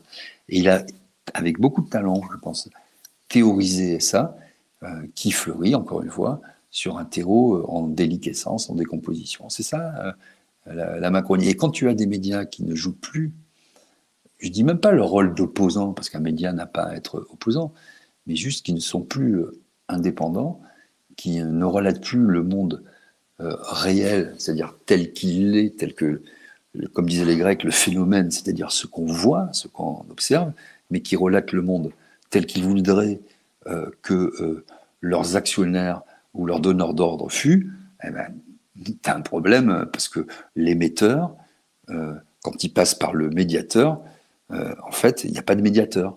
C'est la parole officielle qui est promue. Et si le pouvoir décide que tu dois être crétinisé, on a été crétinisé.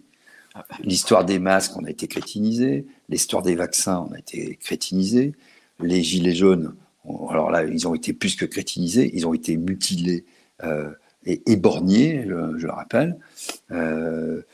Et on continue aujourd'hui avec l'Ukraine, où on t'explique sans rire que Monsieur le maire te dit que ce budget est élaboré à l'euro près, et au niveau européen, on trouve 1,5 milliard par mois à donner à Monsieur Zelensky.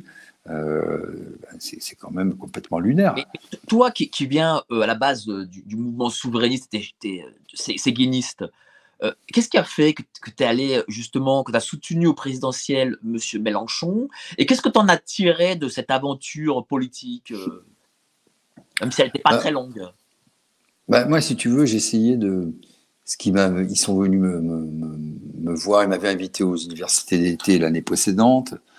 J'ai compris assez vite que ce qui les intéressait, c'était les gilets jaunes, parce que j'avais incarné pour eux, d'un point de vue médiatique, les gilets jaunes, etc. Bon. Je n'étais pas dupe, mais je me suis laissé embarquer dans l'affaire parce que d'abord j'ai trouvé de belles choses, au moins jusqu'à la présidentielle, en tout cas jusqu'au premier tour. L'idée, c'était de donner la parole.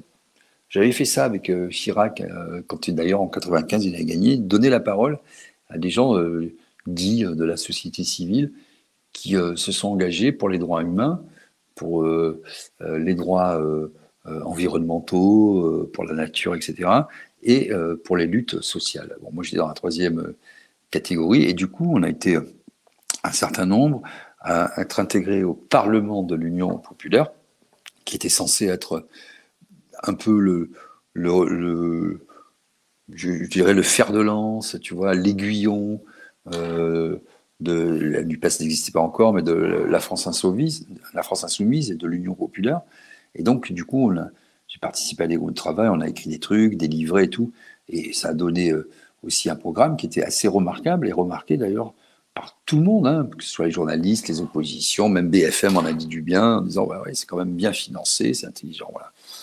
Donc, je me suis dit euh, tiens, ce mouvement a l'intelligence d'aller puiser chez les citoyens le meilleur. Et puis, ils défendaient. Moi, j'avais essayé de voir avec eux. Je dis, ben moi, je défends le RIC, la sixième, la République, la constituante. Ces conditions-là, si on défend ça, pourquoi pas. Bon, ils m'ont dit, oui, oui, tout ça, pas de problème. Bon, donc c'était bien. Après, qu'est-ce que tu veux? Les hommes sont les hommes. J'ai pris mes distances parce que dès le soir du premier tour, j'ai vu que les gens commençaient à vriller et à parler de leur circonscription. Il n'était plus question de constituants, plus question de sixième République, plus question de RIC. Chacun, si possible, allait dans les circonscriptions où ils étaient sûrs d'être élus. Ils se mettaient l'étiquette, ouais, vive la Révolution. Ben moi, il y a eu aussi beaucoup de foutage de gueule. Voilà. Est-ce que Donc, tu penses qu'il n'y a plus aujourd'hui d'idéalisme politique? Je pense que j'ai l'impression que c'est fini. On a affaire aujourd'hui à des comptables, des gestionnaires. cet idéalisme politique, je pense qu'il est très présent chez beaucoup de citoyens. Oui, mais pas chez les élites, pas chez les élites politiques. Alors après, chez les élites politiques, la question qui est posée, c'est celle de la sincérité. Et tu vois, c'est cette percussion du relatif et de l'absolu, du réel et de l'idéal, c'est où tu mets le curseur. Donc moi, à la France insoumise, j'ai vu des gens mais remarquables, avec qui je suis resté en contact, mais remarquables, dont la vie passée et la vie actuelle est en totale harmonie avec ceux qui défendent. Je les connais, il y en a même que j'ai soutenus pendant la campagne, qui sont devenus députés, d'autres qui ne sont pas présentés.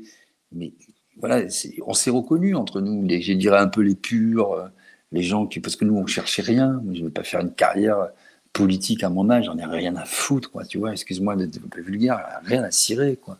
Moi, j'étais pas là pour dire, je connais Mélenchon, ouais, Révolution. J'étais là pour des idées, pour défendre notamment les Gilets jaunes et pour défendre les plus modestes. Parce que moi, je suis issu d'un milieu très modeste et que ça m'emmerde de voir voilà, les gens qui travaillent, ou qui ne travaillent pas d'ailleurs, mais en tout cas les échelons les premiers maillons de la chaîne, les premiers de cordée, comme on a dit, que ce soit des ouvriers ou des petits patrons, parce que je les mets exactement dans le même sac. Pour moi, Est-ce que tu sens, justement, parce qu'on parle beaucoup de gilets jaunes, est-ce que tu sens que, peut-être sous une autre forme, mais un tel mouvement populaire peut revenir très vite dans ce pays? Bien sûr qu'il peut revenir, mais il reviendra, j'allais dire, les gilets, je vais être un peu provoque, mais en dépit du fait que ce soit si mal passé et si durement réprimé, et que ça a été si durement réprimé, les gilets jaunes étaient presque un mouvement de temps calme.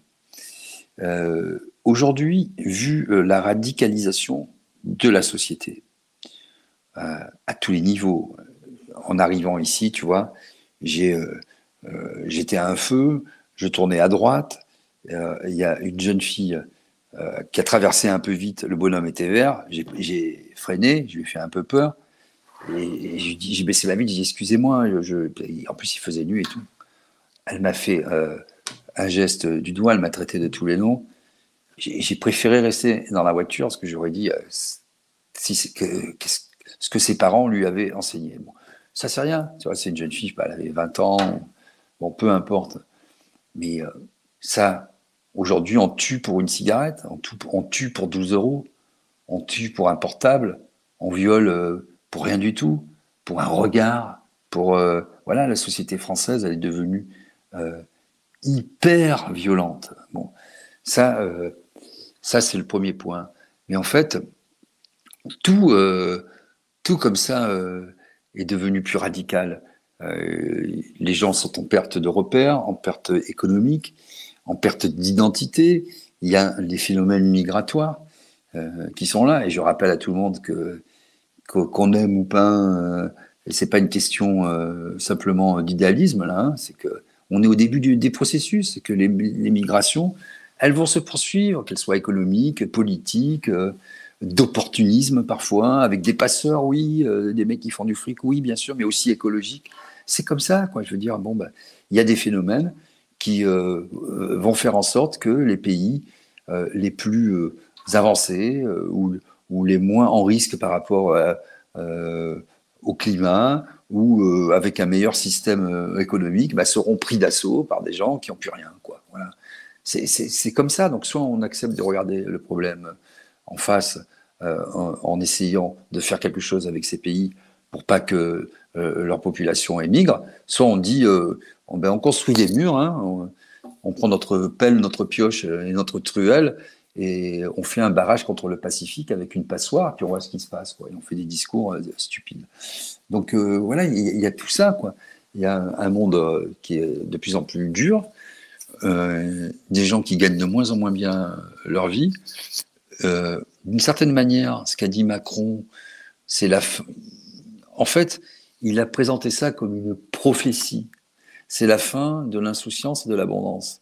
Mais en réalité, c'était pas une prophétie, c'était juste, on aurait dû le prendre comme tel, un constat d'échec. Bah, nous constatons tous que c'est la fin de l'insouciance. Pourquoi? Parce que c'est la fin de l'abondance. Pourquoi? Parce qu'on a merdé, quoi. C'est assez simple. Et ça, tout le monde, si tu veux, tu me parlais tout à l'heure de la France oubliée, j'ai pas besoin de trop les pousser dans leur retranchement, les gens. Tout le monde a compris que les politiques avaient merdé et que les fabricants d'excuses, qui sont encore pires, c'est-à-dire les médias de masse, avaient triplement merdé par rapport à ça. Et voilà pourquoi on en est là, parce qu'il y a un divorce entre le ressenti des citoyens, pas simplement le ressenti, mais leur vécu. Pourquoi des gens comme toi ont une certaine estime audience dans l'opinion, pourquoi tu fais des lives et que ça marche, et pourquoi tu as du monde, etc. Parce que simplement, les gens se reconnaissent à travers toi, tu as du bon sens, tu donnes la parole à des gens qui nous ressemblent, parce que tu peux tout changer, sauf la tête et le ressenti des gens. Macron, il peut s'agiter, BFM peut faire ses éditos, tu peux te peindre en rose ou en vert, faire du greenwashing à la COP 27. Tu trompes pas les citoyens et les Français, tu les trompes pas. Tu les prends Mais pas pour des justement, cons. est-ce qu'on pourra changer les choses? Et malgré tout ce qu'on s'est dit pendant plus d'une heure et demie, est-ce que tu es quand même confiant dans l'avenir? Moi, je suis par nature hyper confiant, toujours. Je ne baisse jamais les bras. J'ai des moments, comme tout le monde, de découragement. Et moi, je crois beaucoup à la micro-action. Donc, j'essaie autour de moi, c'est plus modeste sans doute, mais de propager le bien, de me comporter bien. Voilà, et je pense que c'est comme ça qu'on pourra faire évoluer la société. Je crois plus beaucoup, moi, au grand mouvement de foule, au grand soir, au lendemain qui chante. Tout ça, j'y ai cru parce que il y a une certaine ivresse à pouvoir se projeter, parce qu'on se reconnaît les uns les autres dans des mouvements comme ça de foule. Il y a cette ivresse de la foule, il y a cette ivresse de la révolution, cette ivresse de pouvoir être comme ça, changer notre destin en pouvant influer sur lui. Mais bon, il faut dire la vérité, quoi, que moi aujourd'hui, je crois beaucoup plus à, oui, mettons ça, des circuits courts, des organisations parallèles, des prises de conscience. Moi, je vis à la campagne et petit à petit, je vois les gens s'organiser, s'extraire. Tu vois, je parlais avec ce boulanger. Il vit pas à la campagne, il vit à 2 pas de Fontainebleau, Avon exactement, la ville. Bah, tu vois, il en est à donner ses baguettes qui restent à l'épicier du coin, qui jouxte sa boutique, qui lui-même lui donne les produits en fin de péremption, quoi. Mais tu te rends compte où on en est? Et le type, il a une famille, il a 8 employés, il livre des écoles, etc. Meilleure baguette tradition du département, meilleure baguette régionale, quatrième meilleure brioche de France. Enfin, le mec, il est brillant, tu vois. Il fait des bons produits, des circuits courts, il va chercher sa farine à 27 km dans un moulin, il connaît tout le monde, et il fabrique tout de A à Z. C'est pas simplement mis au four, il fabrique, il fait son pain, etc. Bon, le type, il en est à donner son pain, presque rassis, pour nourrir sa famille avec des produits en fin de vie, quoi. Système D. Est-ce que c'est normal qu'on en arrive là en France aujourd'hui? C'est pas normal, il y a quelque chose qui va pas. Et pour finir, tu vois, comme je dis souvent, moi je consens encore à l'impôt. Tu parlais, j'ai calculé effectivement, quand je me verse 1 euro, ça me coûte 4,89 € en tout. C'est-à-dire une fois que j'ai tout payé.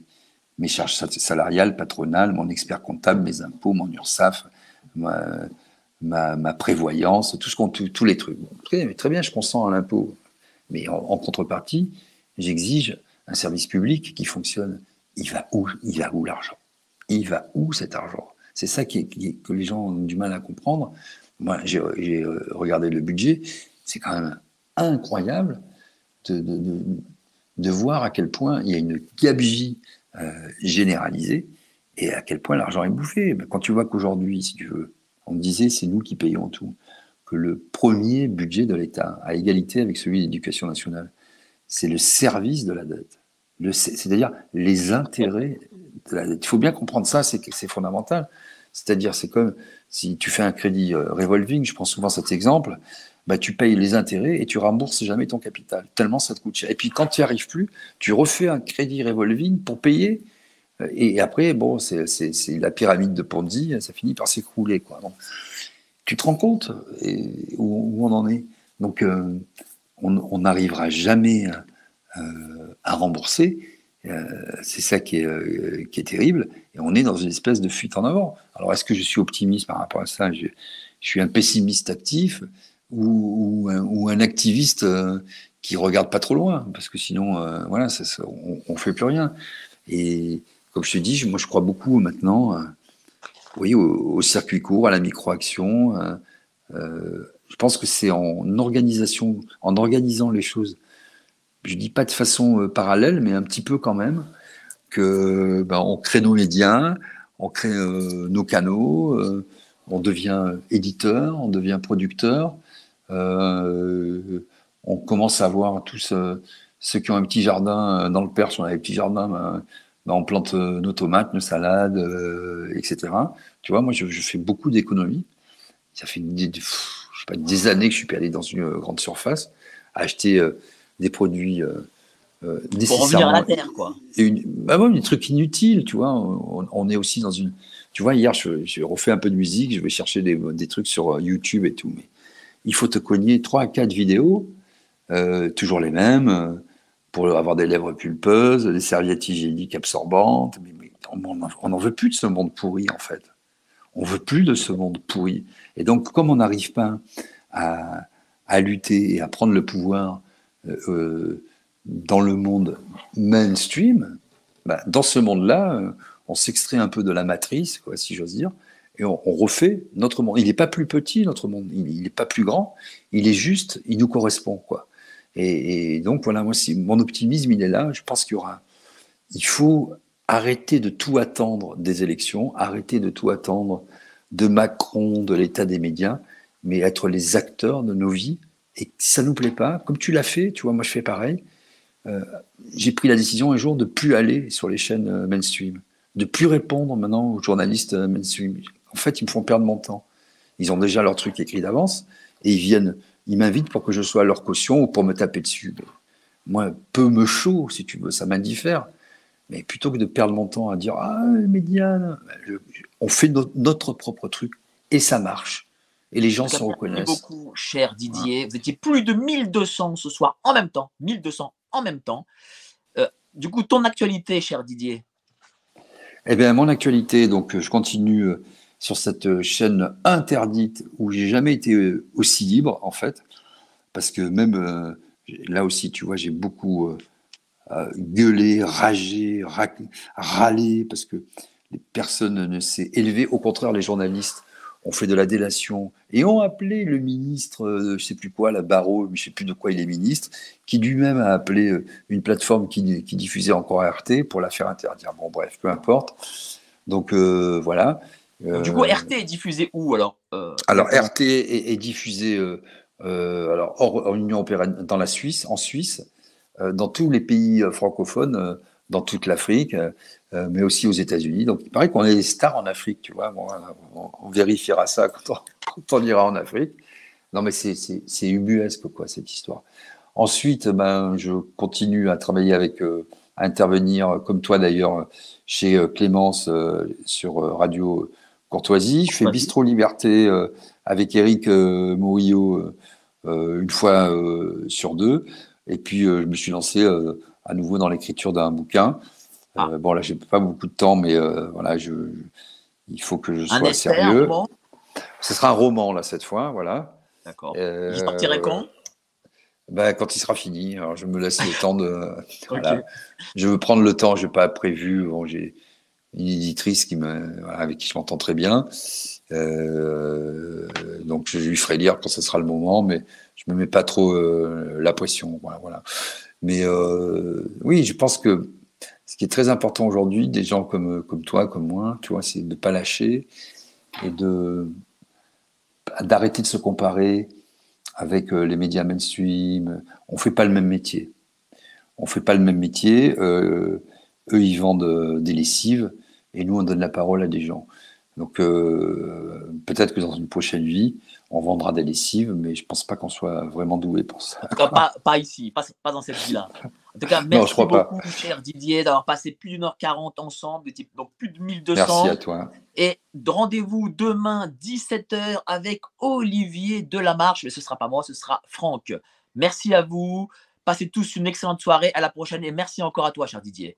Merci à toi, mec. Salut. Salut.